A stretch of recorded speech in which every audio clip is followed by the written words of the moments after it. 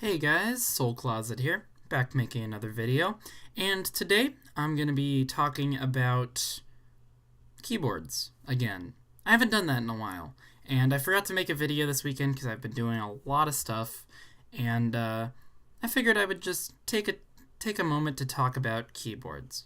So what you can see right here is my And Pro, which I've shown off before, and I've got Taihao Paradise on it, specifically the Unicorn Tears colorway. And it looks really nice. I mean, you can see that there. That's pretty good. It's nice. I really like the colors. But I guess one thing that I wanted to talk about today, just arbitrarily, is sound. Keyboards with relation to sound. Because it's important, and you might not think it's that important if you're not using a clicky keyboard, because I've shown you guys my clicky keyboards in the past. The majority of my keyboards have been tactile or clicky. In fact, I've only had three linear boards, and this is one of them. And it's got Gateron Reds. If I put it up close to the microphone here, no click, no bump. It's just one solid key press. But if I type on this thing, it sounds like...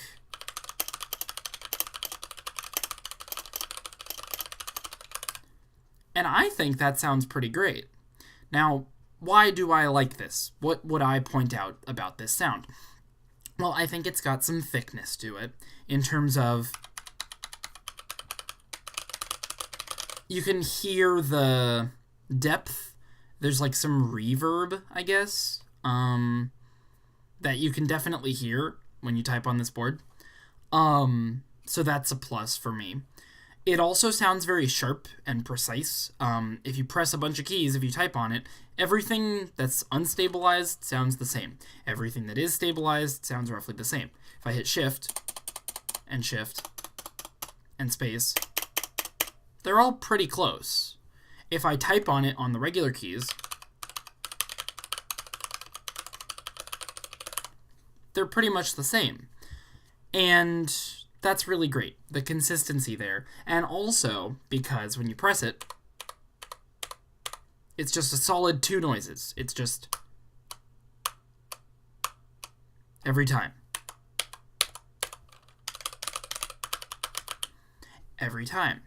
And that's important too, because you get a lot of times boards that have keycaps that maybe are thinner, lower quality, or it's just the build of the board itself.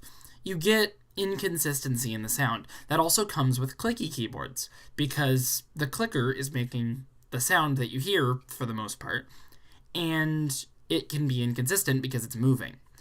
This is just one solid thing, and if you press a key the same way multiple times, it sounds the same. There's no real difference there. So why do these things matter? Why does the sound of a keyboard really matter? Well, it doesn't have to. If you don't care and it's your keyboard, then I guess that's fine. But for me, the value in the sound of a keyboard is not only that, oh, it's cool and it sounds fancy, like, ooh, but it's also just something that accentuates the feeling. And that might be a little weird. That might sound like kind of an unintuitive statement, that the feeling of a keyboard is affected by its sound. For example, I used to play Stepmania a lot. I don't now, because I have really horrible wrists. They get hurt a lot. But I used to play Stepmania a lot. And when I did, a lot of the time it was with my old first mechanical keyboard with MX Browns. And I don't know if you guys know what MX Browns sound like. I don't have any on hand because I really don't like them anymore. But they're shallow tactile switches. They're not great. They don't sound that refined. They're pretty inconsistent in their sound. And when I would play Stepmania, yes, the feel matters more than anything, because Sorry, I should explain Stepmania for those of you who might not know what it is. It's Dance Dance Revolution that you play on a keyboard with your hands.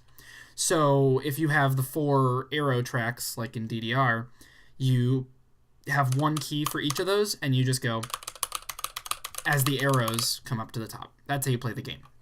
So you gotta think. if you're playing that game, it sounds like... So you're hearing the keyboard a lot. You're also hearing the music in the game, because it's a music game, but you're hearing the keyboard a lot.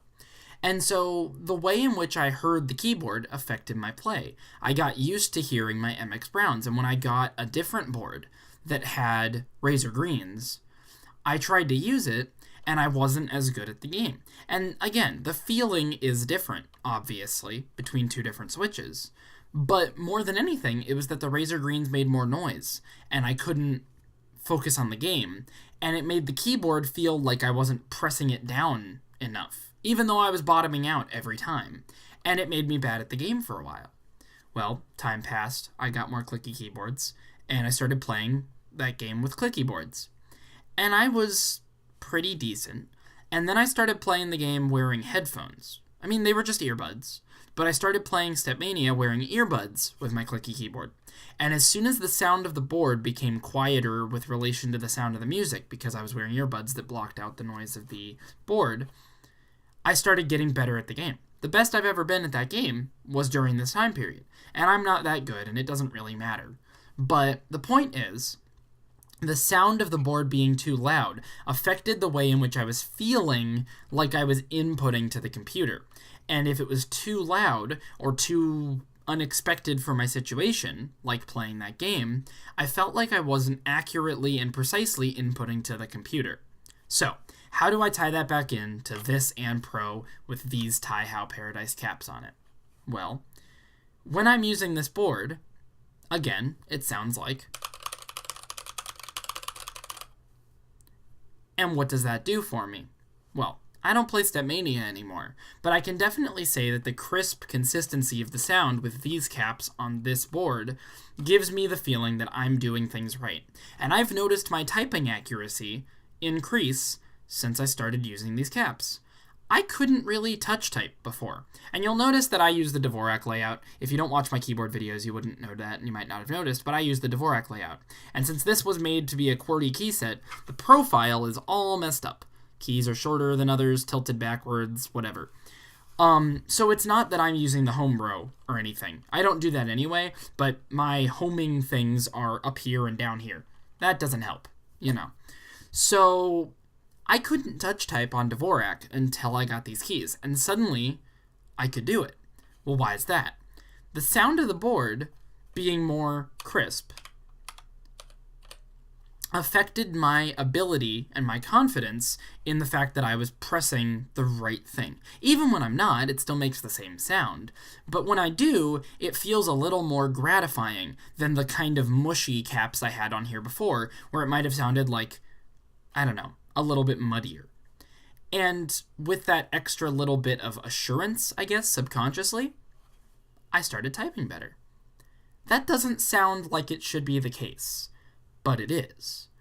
And I think it's important for people who want to be keyboard enthusiasts or who like feeling like they're making the right choice, buying something as expensive as a nice mechanical keyboard, should take into account more of the time how the sound and feel of their keyboard, both together, will affect their usage of their computer with said board.